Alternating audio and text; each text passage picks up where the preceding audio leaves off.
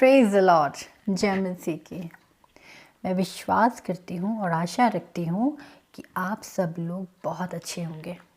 And thank you मेरी इतनी सारी वीडियोस को लाइक करने के लिए। और मैं विश्वास करती हूँ कि मेरी वीडियोस आपको आत्मिक क्षेत्र में परमेश्वर के प्रेम में बढ़ाने में मदद कर रही होंगे। मेरा आज का टॉपिक है, क्या मैं परमेश्वर से प्रेम करती हूँ या करता हूँ। आज हम इस टॉपिक पे बात करने वाले हैं। पर टॉपिक में जाने से पहले मेरी बुद्धि नहीं, पवित्र आत्मा की बुद्धि हम मांगते हैं। इसे शुरू करने से पहले मैं और सुनने से पहले आप परमेश्वर से मदद मांगते हैं। आइए हम प्रार्थना करें। धन्यवाद मेरे पिता, धन्यवाद कि आपने ये बात मुझसे करी। होने दे परमेश्वर, जितने लोग इस वीडियो को देख रहे हैं आप उनसे भी बात करने पाए। आपने वचन में सबसे पहले मुझे सिखाया, मैं उसके लिए धन्यवाद करती हूँ। ये वचन और ये बातें आप मेरे सुनने वालों, देखने वालों को भी सिखाते हैं, मैं उसके लिए आपको धन्यवाद करती हूँ। होने दे पिता, ये वीडियो आत्मिक क्षेत्र में बढ़ने में, आपके प्रेम, आपके विजडम में बढ़ने में हमारी मदद करे, हमारी कमियों को दूर करे और आपके वचन में हमें स्थिर करे। इस विश्वास के साथ इस प्रार्थना को हमारे उद्धारकर्ता यीशु के नाम से मांगती हूँ, आमीन। Okay, praise the Lord. ठीक है, टॉपिक में जैसे कि हमें पता है उसका टाइटल है, क्या मैं यीशु से प्यार करती हूँ, क्या मैं यीशु से प्यार करता हूँ। हम इस बारे में आज बात करने वाले हैं। तो इस टॉपिक पे बात करने से पहले हमें देखना है क्या यीशु हमसे कितना प्यार करता है। यीशु जैसे अगर मैं पूछूं तो सब लोग कहेंगे यीशु हमसे बहुत प्यार करता है, उसने अपना इकलौता पुत्र दे दिया, ये दे दिया, वो दे दिया। पर टॉपिक के अनुसार हम चलेंगे कि यीशु को मैं कितना प्यार करती हूँ, क्या मैं यीशु को प्यार करती हूँ, नहीं करती हूँ, करता हूँ या नहीं करता हूँ। तो उस पे जाने से पहले हम देखते हैं कि यीशु हमसे कैसा प्यार करता है, यीशु हमें, परमेश्वर हमें कैसा प्यार करता है, ठीक है, और कितना प्यार करता है। ओके, तो परमेश्वर का प्रेम यिर्मयाह 29 उसका 11 में लिखा है, जो पुराने नियम में है, क्योंकि यहोवा की ये वाणी है, जो कल्पनाएं मैं तुम्हारे विषय में करता हूँ उन्हें मैं जानता हूँ, वो हानि की नहीं वरन कुशल ही की हैं, और अंत में तुम्हारी आशा पूरी करूँगा। आमीन। पुराने नियम में अगर देखें तो परमेश्वर प्लानर है, वो प्लानिंग करता है, वो बताता है। हम बहुत सारे स्टोरी से देख सकते हैं कि परमेश्वर प्लानिंग के द्वारा अपने प्रकाशन को अपने नबियों में, अपने सेवकों में, अपने चुने हुओं में खोलता है। तो यिर्मयाह में परमेश्वर एक बात कहता है कि यहोवा की ये वाणी है, जो कल्पनाएं मैं तुम्हारे विषय में करता हूँ उन्हें मैं जानता हूँ, उन्हें और कोई नहीं जानता। यहाँ तक कि हम भी नहीं जानते और हमारा शत्रु भी नहीं जानता। उन्हें मैं जानता हूँ, वो हानि की नहीं परंतु कुशल की है, और अंत में तुम्हारी आशा पूरी करूँगा। इसका मतलब है कि परमेश्वर हमारी आशा को जानता है कि हमारी किन किन चीज़ों पे आशा है। वो हमारी छोटी से छोटी चीज़ों को जानता है और अंत में उनसे पूरा करने वाला है। तो हम पुराने नियम में परमेश्वर को देख सकते हैं कि he is a good planner, you know. और अगर हम बात करें नए नियम की, तो यूहन्ना 3 उसके 16 और 17 जैसे सबको याद पता है, क्योंकि परमेश्वर ने जगत से ऐसा प्रेम किया कि उसने अपना इकलौता पुत्र दे दिया, ताकि जो कोई इस पे विश्वास करे वो नष्ट ना हो परंतु अनंत जीवन पाए। परमेश्वर ने अपने पुत्र को जगत में इसलिए नहीं भेजा कि जगत पर दंड किया गया, परंतु इसीलिए भेजा कि जगत उसके द्वारा उद्धार पाए। आमीन। परमेश्वर ने क्यों, पुराने नियम में हम देखते हैं कि he is a provider, he is a planner, he is a healer, हम देख सकते हैं। बट अगर हम नए नियम में देखें तो ही is a sacrificer also, he is a good sacrificer. पुराने नियम में परमेश्वर अपनी प्लानिंग, अपनी पावर, अपनी चीज़ों के बारे में बताता है। अपने क्रोध को हम देख सकते हैं, उसके प्रेम को देख सकते हैं, उसके प्लानिंग को देख सकते हैं। बहुत सारी चीज़ों को देख सकते हैं, पर नया नियम में हम परमेश्वर के अनोखे प्रेम को देखते हैं कि वो सेक्रीफाइस कर रहा है कुछ। ही इज़ अ सेक्रीफाइजर ऑल्सो।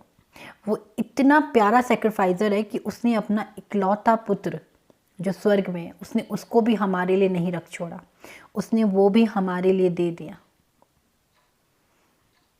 तो हम देख सकते हैं उसका प्यार बढ़ता ही गया हमारे लिए उसकी योजनाएं अद्भुत होने लगी।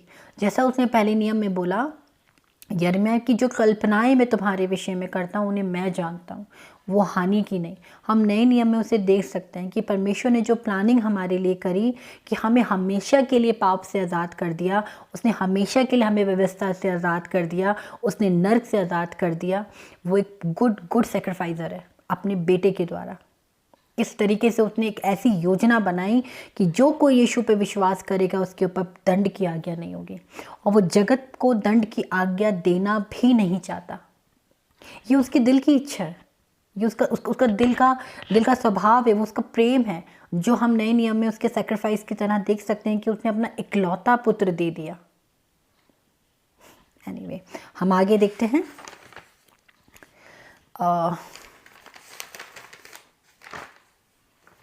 राइट, हम देखते हैं इफिसियों 1:3 उसके 10 में। हम अब देखते हैं इफिसियों 1 उसके 3 से 10 में। मैं यहाँ से पूरा नहीं पढ़ूँगी, वीडियो बहुत लंबा हो जाएगा, इसीलिए मैं 3, 4, 5 जो मेन है मैं उस पर बात करूँगी। यहाँ पर लिखा हुआ है, हमारे प्रभु यीशु मसीह के परमेश्वर और पिता का धन्यवाद हो कि उसने हमारे मसीह में स्वर्गीय स्थानों में सब प्रकार की आत्मिक आशीषें दी हैं। आमेन। क्या दी है उसने हमें? वो सारी आत्मिक आशीषें किसके द्वारा दी हैं? मसीह यीशु में दी हैं। क्या वचन कहता है? हमारे प्रभु यीशु मसीह के परमेश्वर और पिता का धन्यवाद हो कि उसने हमें मसीह में स्वर्गीय स्थानों की सब प्रकार की आत्मिक आशीषें दे दी हैं। एक प्रकार की नहीं, सब प्रकार की। इसका मतलब है बहुत प्रकारों की आत्मिक आशीषें हैं, और वो सब प्रकार की आत्मिक आशीषें हमें मसीह यीशु में परमेश्वर ने दे दी है। दे देगा नहीं, दे दी है। आमेन। यानी कि हम देख सकते हैं कि परमेश्वर ने स्वर्ग के आशीषों की अथॉरिटी भी हमें दे दी है। Praise the Lord. फिर हम अगर इसी के नीचे वचन में देखें, जैसे उसने हमें जगत की उत्पत्ति से पहले चुन लिया कि हम उसके निकट प्रेम में पवित्र और निर्दोष हों। होल्ड, जगत की उत्पत्ति से पहले क्या मैं और आप बने थे? मुझे तो नहीं लगता, पर वचन कहता है कि हम जगत की उत्पत्ति से पहले ही बने हुए थे, और उसने वो प्लानिंग पहले ही सी कर ली थी कि हम निर्दोष और प्रेम में पवित्र ठहरे। हमारा प्रेम उसके लिए पवित्र ठहरे और निर्दोष ठहरे। हाँ मैन, देखो ना कितनी खूबसूरत प्लानिंग परमेश्वर ने करी कि उसने हमें पहले से ही अपने लहू के द्वारा, अपने मांस के द्वारा, अपने बेटे के द्वारा हमें ले लिया, हमें आत्मिक आशीषों का अधिकार दिया, हमें एक ऐसी प्लानिंग में रखा कि उसने जगत की उत्पत्ति से पहले ही किया ताकि हम निर्दोष ठहरे। वो प्लानिंग उसने पहले ही बना ली। 5वां वर्ड कहता है, और अपनी इच्छा के भले अभिप्राय के अनुसार हमें अपने लिए पहले से ठहराया कि यीशु मसीह के द्वारा हम उसके लेपालक पुत्र हों। वाव! यीशु मसीह के द्वारा हम उसके लेपालक पुत्र हों। उसका प्रेम बढ़ता ही जा रहा है। आप देखो ना, वो पुरानी नियम में गुड प्लानर है, प्रोवाइडर है, हीलर है। नए नियम में वो गुड सैक्रिफाइजर है कि उसने अपना इकलौता पुत्र दिया, और उस इकलौते पुत्र के द्वारा हमें आत्मिक आशीषें भी दी, उस पर अथॉरिटी दी, पोजीशन दी। किस चीज़ की? लेपालक पुत्र की। Praise the Lord. उसके साथ साथ उसने क्या दिया? वो सारा जो प्लानिंग है हमें निर्दोष करने की, हमें पवित्र प्रेम में बढ़ने की, वो भी उसने हमें दी मसीह यीशु में। ये अमेजिंग प्यार देख के ना मुझे सच में लगता है कि उसकी योजनाएं, उसकी कल्पना सच में हमारे लिए लाभ की हैं। वो कुछ भी हानि नहीं हो सकता। ओके, हम देख सकते हैं इसके बाद उत्पत्ति। ओके, उत्पत्ति 1 उसका 26। फिर परमेश्वर ने कहा, हम मनुष्य को अपने स्वरूप के अनुसार अपनी समानता में बनाएं और वे समुद्र की मछलियां, आकाश के पक्षी, घरेलू पशुओं और पृथ्वी के सारे रेंगने वाले जंतुओं पर, जो पृथ्वी पर रेंगते हैं, अधिकार रखें। वाओ, अथॉरिटी पृथ्वी की, अथॉरिटी सब प्रकार के आशीषों की, स्वर्ग की। परमेश्वर ने हमसे इतना अच्छा प्रेम किया, उसने हमें स्वर्ग की अथॉरिटीज दी, उसने हमें पृथ्वी की अथॉरिटीज दी। जब उसने हमें बनाया, उसने उस प्लानिंग से ही बनाया कि हम आकाश पे अधिकार रखें, हम पृथ्वी पे अधिकार रखें, हम जीव जंतुओं पे अधिकार रखें। उसने हमें authority, position, good planning, good चीज़ों के साथ ही बनाया है। वो नहीं जानता, वो नहीं चाहता, वो नहीं मानता कि मेरे जगत के लोग नाश हों। इतना प्यार करते हैं वो हमसे। कौन करेगा हमसे इतना प्यार? कोई नहीं। हमारी माँ नहीं कर सकती, कोई नहीं कर सकता हमसे प्यार, पर हमारा परमेश्वर हमसे इतना प्यार करता है। अब चलिए हम बात करते हैं कि हम क्या परमेश्वर से प्यार करते हैं। क्या हम किसी गलत फहमी के शिकार तो नहीं हैं? या हम प्यार करते हैं पर डरते हैं? या हमारा प्यार परमेश्वर के लिए एक मतलब का है? बहुत सारे लोग ये कहते हैं कि हम परमेश्वर से प्यार करते हैं। इनफैक्ट मैं भी कहती थी कि मैं परमेश्वर से प्यार करती हूँ, पर कुछ ऐसी परिस्थितियाँ आई जब मैंने जाना कि नहीं, कुछ चीज़ें हैं जो मुझे परमेश्वर को प्रेम करने से, परमेश्वर में बढ़ने से रोकती हैं। वो मुझे डिस्ट्रैक्ट करती हैं, वो मुझे कमज़ोर करती हैं। कहीं वो आज आपके साथ तो नहीं हो रहा? तो चलिए हम बात करते हैं कि परमेश्वर सबसे पहले कैसे लोगों की चाहत रखता है, कैसे लोगों के लिए वो ढूंढता है, उसकी क्या डिज़ायर्स हैं। यूहन्ना 4 उसका 23 और 24, जिसमें हम 24 पे ज़्यादा ध्यान देंगे कि परमेश्वर आत्मा है और अवश्य है कि उसकी आराधना करने वाले आत्मा और सच्चाई से आराधना करें। परमेश्वर आत्मा है और अवश्य है कि उसकी आराधना करने वाले आत्मा और सच्चाई से आराधना करें। इसका मतलब है हमें आत्मिक होना होगा और सच्चाई के साथ उसकी आराधना करनी होगी। क्या हम आत्मिक हैं? चलिए हम वचन से देखते हैं कि हम कितने आत्मिक हैं या नहीं हैं।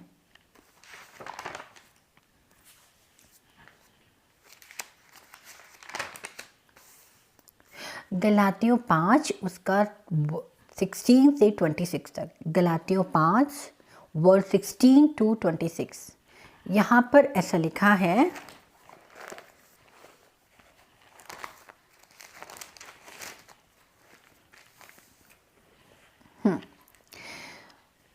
पर मैं कहता हूँ आत्मा के अनुसार चलो तो तुम शरीर की लालसा किसी रीति से पूरी ना करोगे, क्योंकि शरीर आत्मा के विरोध में और आत्मा शरीर के विरोध में लालसा करती है और ये एक दूसरे के विरोधी हैं।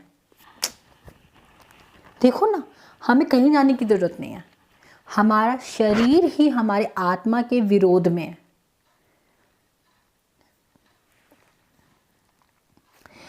इसीलिए जो तुम करना चाहते हो वो ना करने पाओ, और यदि तुम आत्मा के चलाए चलते हो तो व्यवस्था के अधीन ना रहे।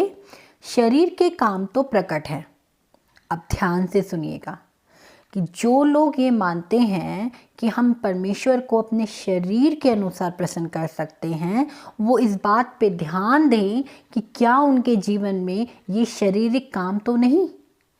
जैसे कि शरीर के काम तो प्रकट हैं, अर्थात सबसे पहले में व्यभिचार, गंदे काम, लुचपन, मूर्ति पूजा, टोना, बैर, झगड़ा, ईर्ष्या, क्रोध, विरोध, फूट, विधर्म, डाह, मतवालापन, लीला क्रीड़ा और इनके जैसे और काम हैं।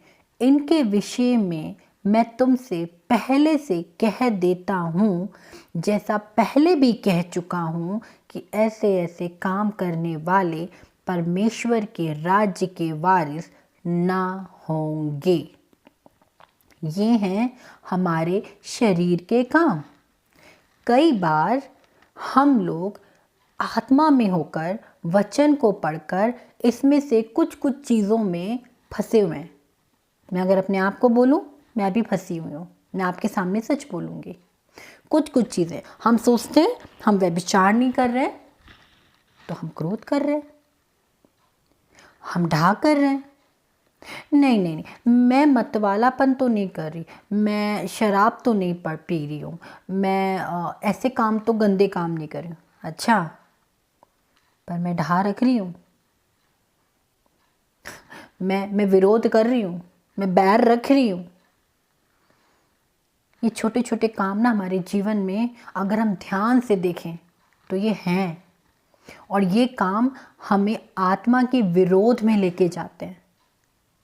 ये आत्मा के काम नहीं, ये शरीर के काम है जो हमें आत्मा के विरोध में लेके जाते हैं। हम अपनी ही आत्मा से लड़ते हैं। और आगे क्या लिखा है?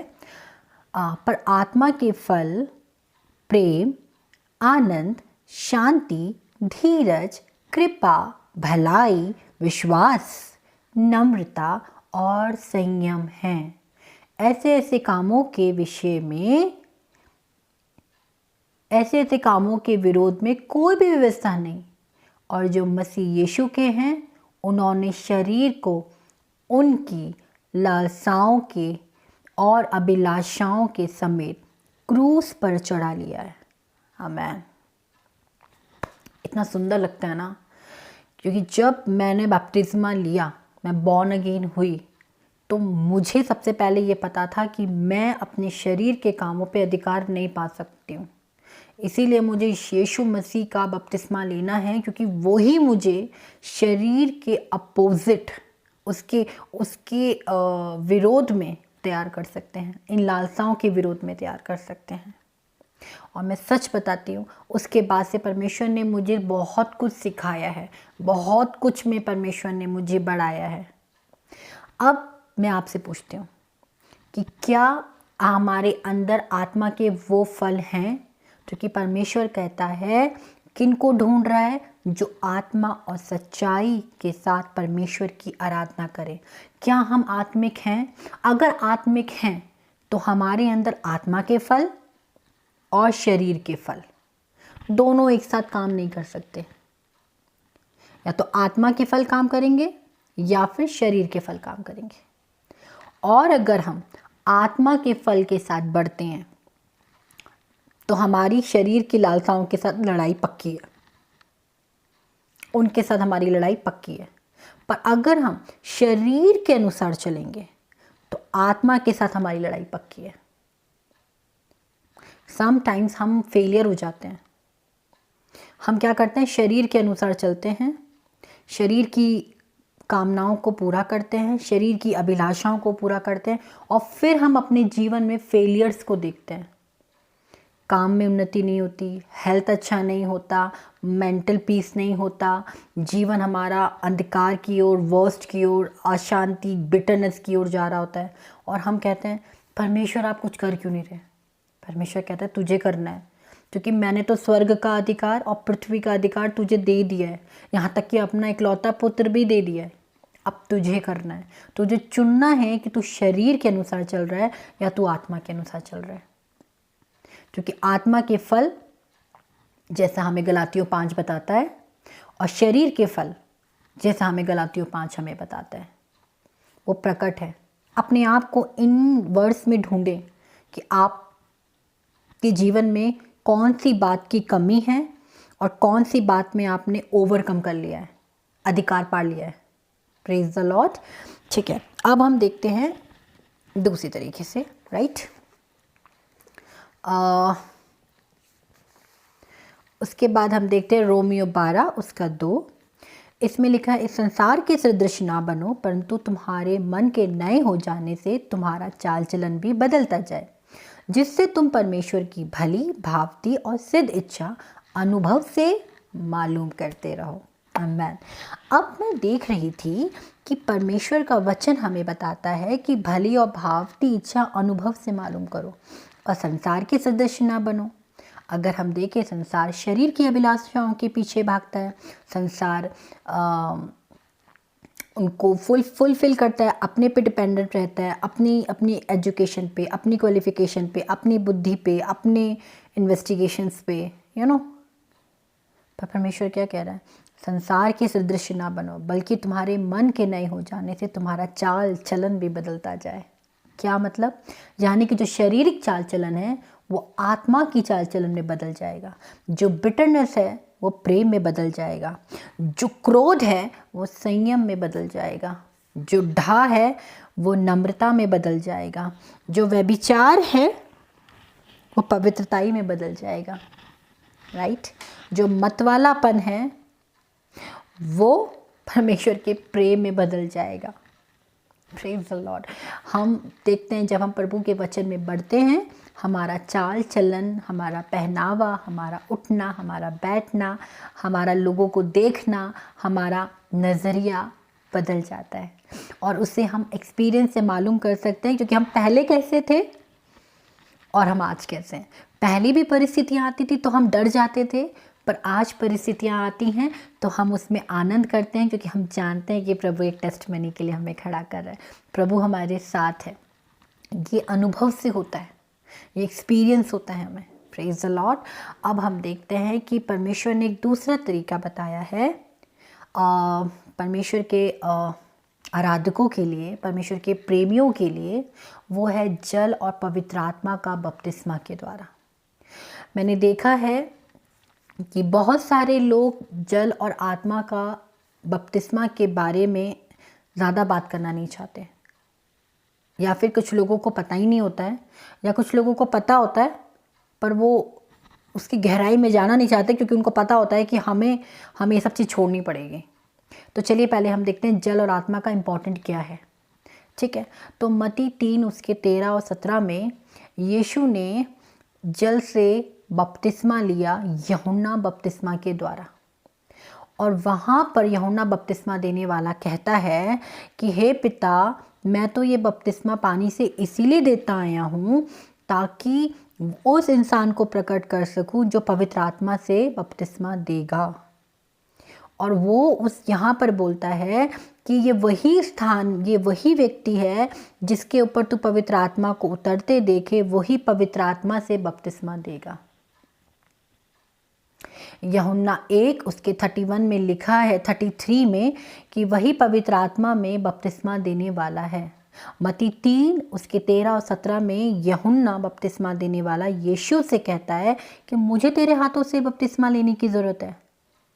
और यीशु मसीह कहता है अब तो ऐसे ही होने दे, क्योंकि हमें सारे धार्मिक कामों को इसी रीति से पूरा करना है। यानी कि ये एक तरीका, एक प्रोसेस है। और हम यूहन्ना 1 उसके 33 में देखते हैं कि यूहन्ना बपतिस्मा देने वाला कहता है कि ये वही पवित्र आत्मा को मैंने इस व्यक्ति के ऊपर उतरते देखा कि एक वही है जो पवित्र आत्मा से बपतिस्मा देगा। जब मैं इस बात को पढ़ रही थी तो मुझे बहुत खूबसूरत एक बात लगी कि पानी का बपतिस्मा हमारे लीडर्स, हमारे पास्टर्स दे सकते हैं, पर पवित्र आत्मा का बपतिस्मा ये सिर्फ प्रभु यीशु मसीह दे सकते हैं। ये किसी एंजल को अधिकार नहीं है, ये और किसी स्वर्ग के किसी व्यक्ति को अधिकार नहीं है, ये सिर्फ प्रभु यीशु मसीह को अधिकार है। अगर किसी को भी पवित्र आत्मा का बपतिस्मा मिला है, यह एक हल्की बात नहीं है, क्योंकि उसे परमेश्वर ने छुआ है। प्रभु यीशु मसीह ने उसको बपतिस्मा दिया और कोई नहीं दे सकता। और अगर आपको प्रभु यीशु मसीह ने पवित्र आत्मा का बपतिस्मा दिया है तो ये कोई हल्की बात नहीं है। अब आप इस संसार के नहीं हो, परमेश्वर ने आपके अंदर वो आत्मा देखी, इसीलिए उसने आपको वो आत्मिक बपतिस्मा दिया है पवित्र आत्मा का। ओके, तो हम देख सकते हैं अगर हम यूहन्ना 3 उसका 3 देखें तो यहाँ पर एक निकोदेमुस की कहानी है। हम निकोदेमुस के बारे में जानते हैं, वो एक धार्मिक गुरु हैं और वो यीशु मसीह से मिलने आते हैं और वो यीशु मसीह से कहते हैं कि स्वर्ग के राज्य में जाने के लिए मैं क्या करूँ, क्योंकि वो भी जानते हैं कि स्वर्ग का एक राज्य है, जैसे पृथ्वी का राज्य है वैसे स्वर्ग का भी राज्य है। तो निकोदेमुस परमेश्वर से पूछते हैं, तो यीशु मसीह का आंसर होता है कि यीशु ने कहा जब तक नए सिरे से ना जन्मे तब तक वो स्वर्ग के राज्य में नहीं जा सकता। आप नए सिरे से जन्म लेने के लिए निकोदेमुस पूछते हैं कि मैं अपनी माता के पेट में फिर से चले जाऊँ, ये तो असंभव है।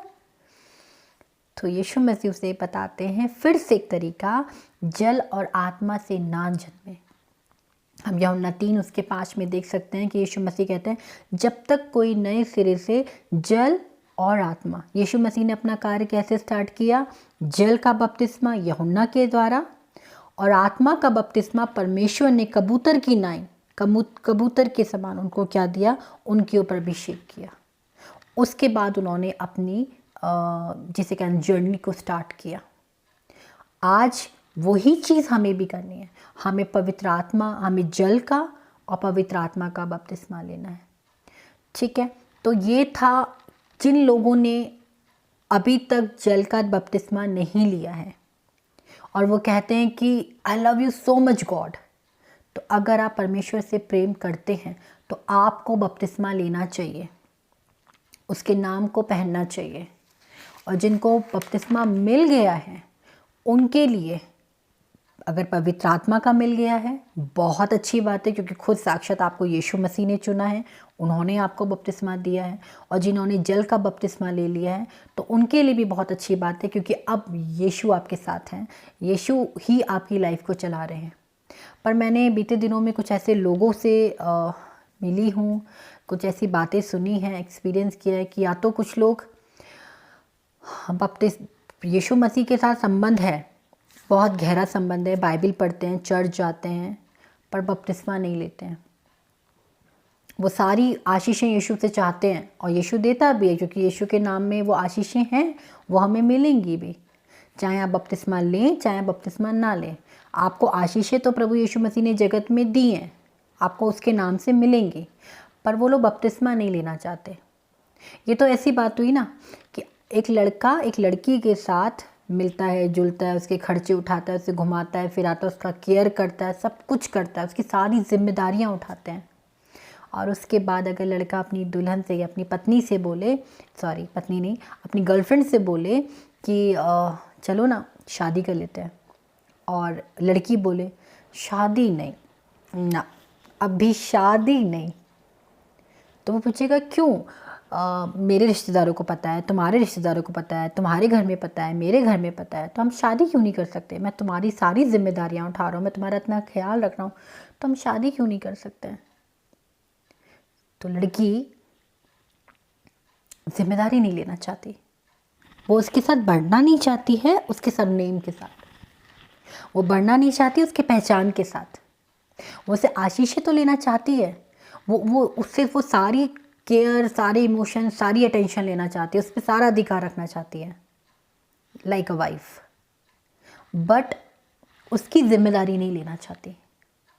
यही होता है हमारे मसीह जीवन में। जो लोग मसीह को नाम तो देते हैं कि यीशु मसीह ने हमसे प्रेम किया, यीशु मसीह बहुत प्यारा है, हम यीशु मसीह को प्रेम करते हैं, मेरा तो एक ही खुदा है यीशु मसीह, पर अगर हम उनको बपतिस्मा की बात करें तो कहते हैं बपतिस्मा नहीं लूँगी, मैं बपतिस्मा तो नहीं लूँगी। भाई, आप जब उसे इतना प्यार करते तो उसको लेने में, उसके साथ शादी करने में, उसके साथ मारे जाने में, उसके साथ क्रूस उठाने में आपको क्या दिक्कत? उसके साथ हमेशा के होने के लिए क्या दिक्कत है? बपतिस्मा ये सिंबल दिखाता है कि मैं अब परमेश्वर की हूँ, अब मैं शारीरिक नहीं हूँ, मैं परमेश्वर की हूँ। पर कुछ लोग शरीर के भी रहना चाहते हैं और परमेश्वर के भी रहना चाहते हैं। एनीवे, ये आपको देखना है कि क्या आपके जीवन में ऐसी कोई बात तो नहीं है कि आप यीशु के हैं पर यीशु के भी नहीं हैं, क्योंकि आप यीशु को लेना नहीं चाहते हैं। ओके। और कई लोग तो ऐसे हैं जैसे कि जिनको पवित्र आत्मा का अभिषेक मिल गया है, उसके बाद अगर आप उनके शारीरिक जीवन को देखें, संसारिक जीवन को, तो वो शारीरिक अभिलाषाओं में ऐसे जकड़े हुए हैं ना कि वो यीशु मसीह को तो पहनना ही नहीं चाहते हैं और चर्च जाना ही नहीं चाहते हैं। उनकी फ्रेंड लिस्ट जो होंगी ना, वो आत्मिक 1 या 2, पर संसारिक लिस्ट बड़ी होगी। संडे के दिन आप उनसे बोलो चर्च जाओ, चर्च अटेंड करो, पर वो संडे के दिन जाना चाहेंगे दोस्तों के साथ क्लब में, पार्टीज़ में, मूवीज़ में। आप उनसे बोलो प्रार्थना करने के लिए तो कह रहे हैं हाँ प्रार्थना करते हैं प्रार्थना, पर उनका जीवन में आप एक भी आत्मिक फल नहीं देखेंगे। बड़ी बड़ी बातें तो करेंगे, आप उनसे बात करो यीशु मसीह की, वो यीशु मसीह की तो बातें बहुत करेंगे, पर वो यीशु मसीह से बातें नहीं करेंगे। यीशु मसीह की बातें करना और यीशु मसीह से बातें करने में बहुत फ़र्क है। उनको यीशु मसीह की बातें करना अच्छा लगेगा, पर यीशु मसीह से बातें करने के लिए टाइम निकालना अच्छा नहीं लगेगा। अपने आप को आशीषें पाते हुए तो अच्छा लगेगा, पर यीशु मसीह के लिए कुछ छोड़ते हुए अच्छा नहीं लगेगा।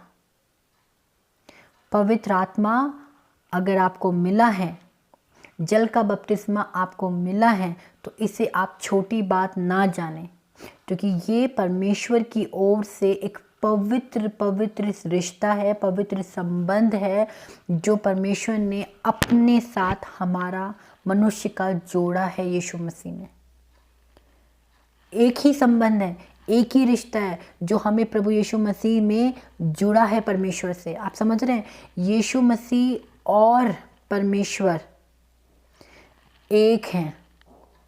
हम पाप करके दूर थे, पर यीशु मसीह के थ्रू अब हम परमेश्वर में एक हो चुके हैं। हमें ज़रूरी है कि हम उसकी इच्छा में चलें, उसके साथ वो रिश्ता कनेक्ट करें, क्योंकि तभी हम स्वर्ग के, पृथ्वी के अधिकारी हो पाएंगे। स्वर्ग की सब प्रकार की आशीषें, पृथ्वी की सब प्रकार की आशीषें परमेश्वर ने हमें दी हैं। वो अधिकार के लिए हमें पैदा किया है। पर अगर हम ये नहीं करेंगे, शरीर की अभिलाषा में चलेंगे, जैसे हमने गलातियों में देखा, तो निश्चय हमारे जीवन में दुख, बीमारियां, कर्जे, बिटरनेस, हर गलत चीज़ें बनी रहेंगी। हमारे जीवन में शांति नहीं होगी। आप ये समझ लें, कोई धर्म, कोई जाति नहीं है, सिर्फ तरीके हैं। अगर आप आत्मा में हैं तो आपके पास पावर है, पर अगर आप शरीर में हैं तो आपके पास पाप और व्यवस्था का अधिकार है। वो अधिकार आपके ऊपर है, आप उसके नीचे हैं, आप बोझ के दले दबे हैं।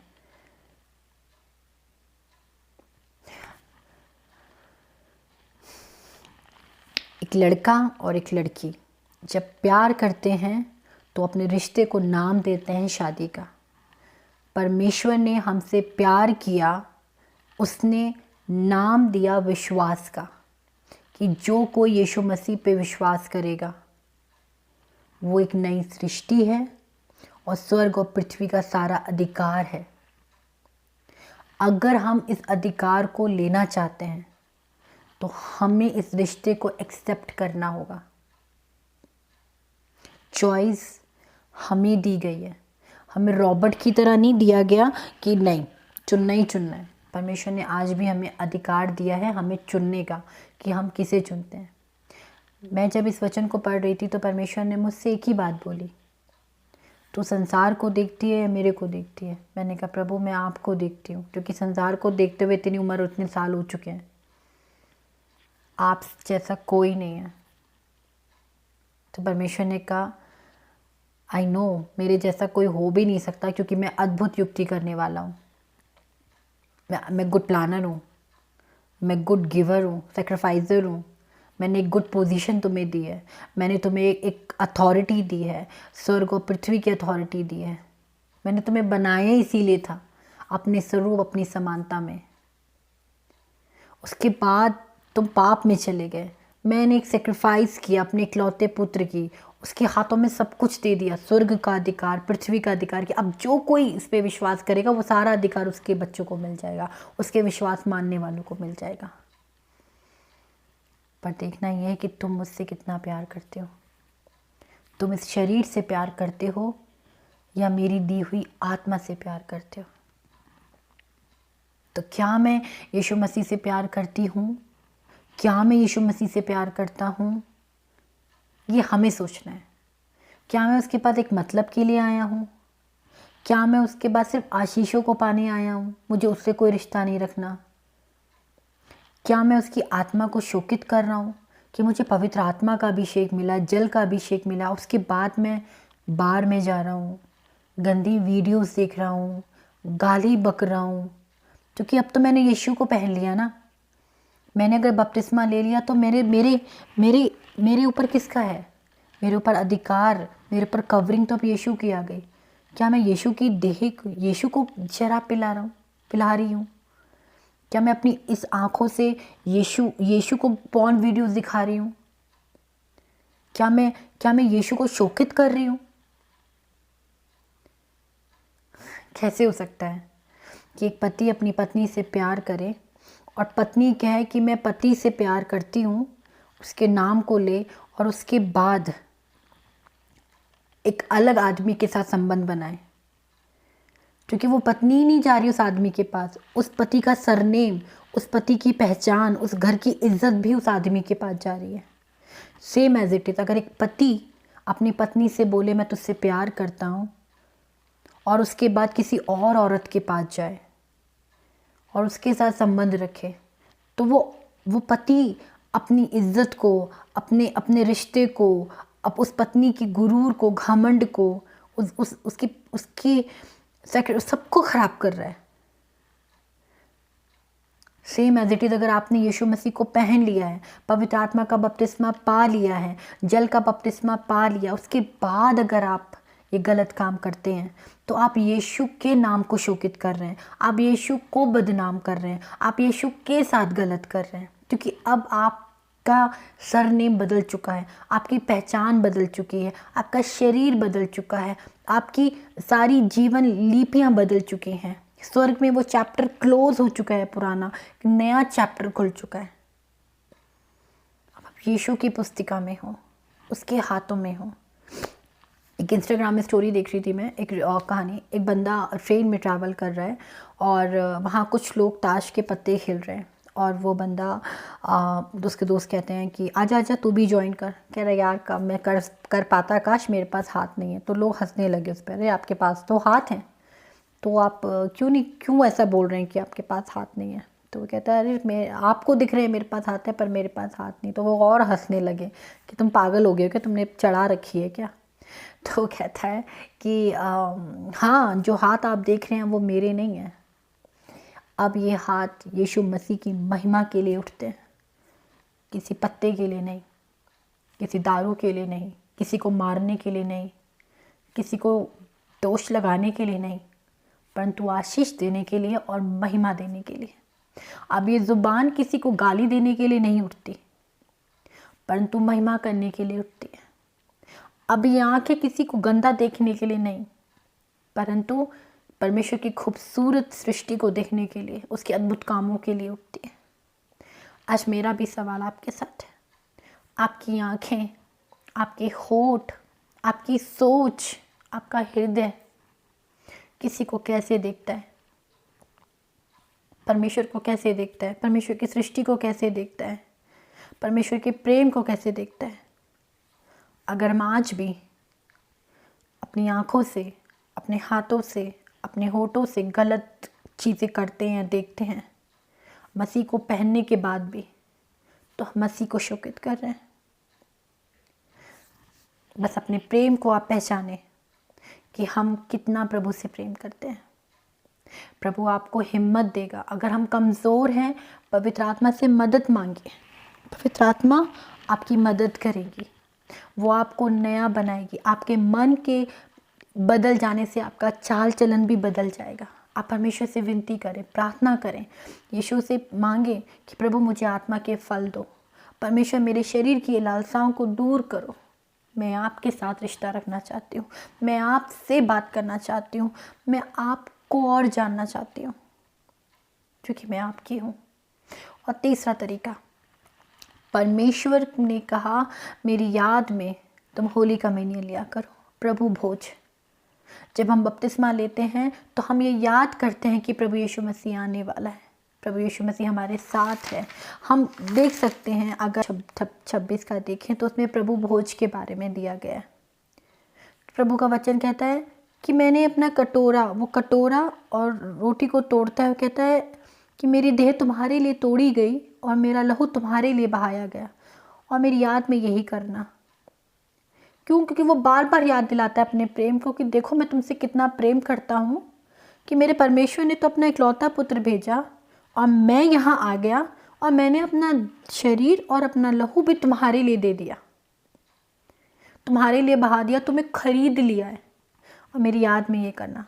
जब जब हम उसे मिस करें, हम वो करें, हम याद करें, क्योंकि उसने हमें ये तरीका दिया उसे याद करने का।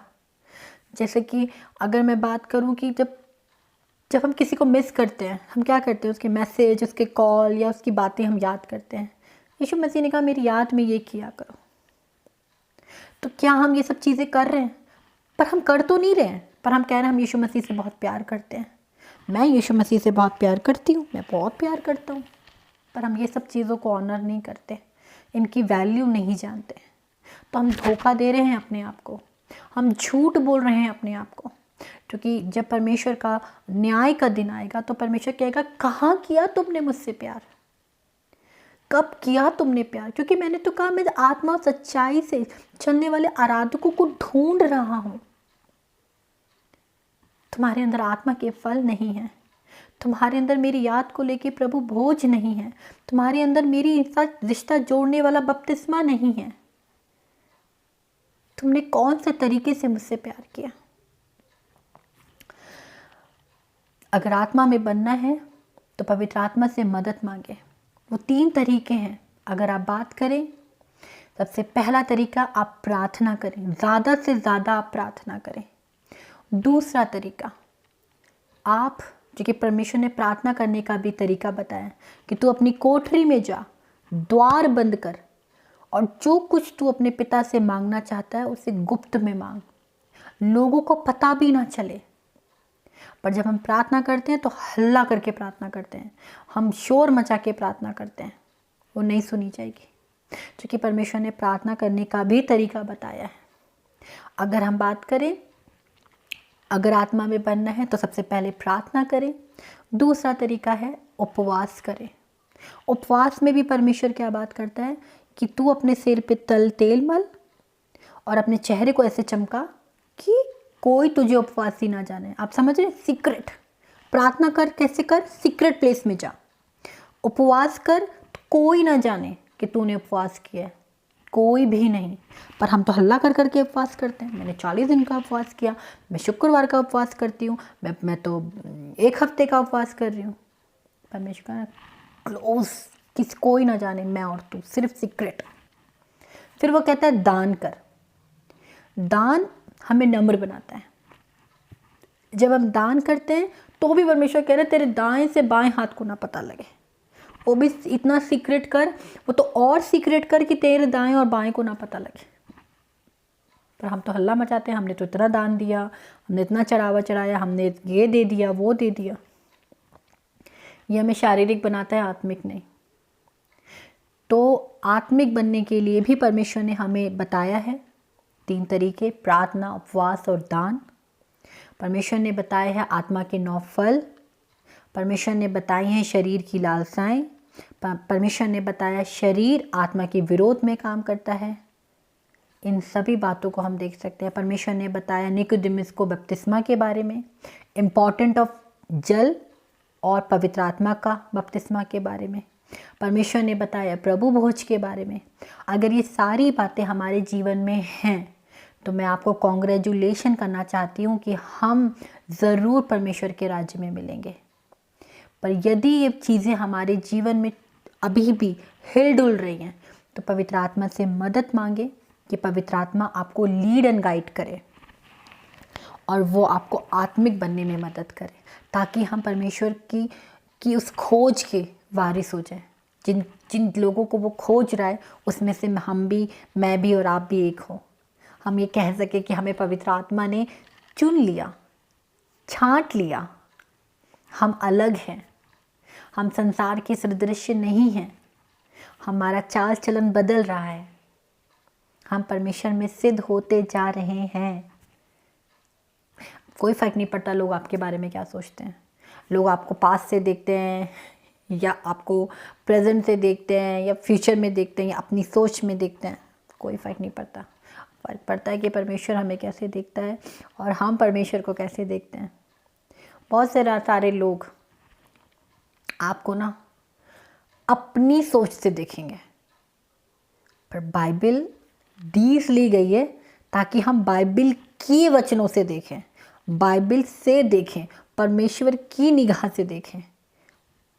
प्रभु हमें बहुत प्यार करता है, इसीलिए तो उसने हमें स्वर्ग पृथ्वी का अधिकार दे दिया है, हमें अपना बेटा दे दिया है और वो हमारे लिए गुड प्लानर है। जो कल्पनाएं उसने मेरे लिए और आपके लिए की हैं वो हानि की नहीं है परंतु कुशल की है और अंत में वो मेरी और आपकी आशा को पूरा करेगा। Praise the Lord.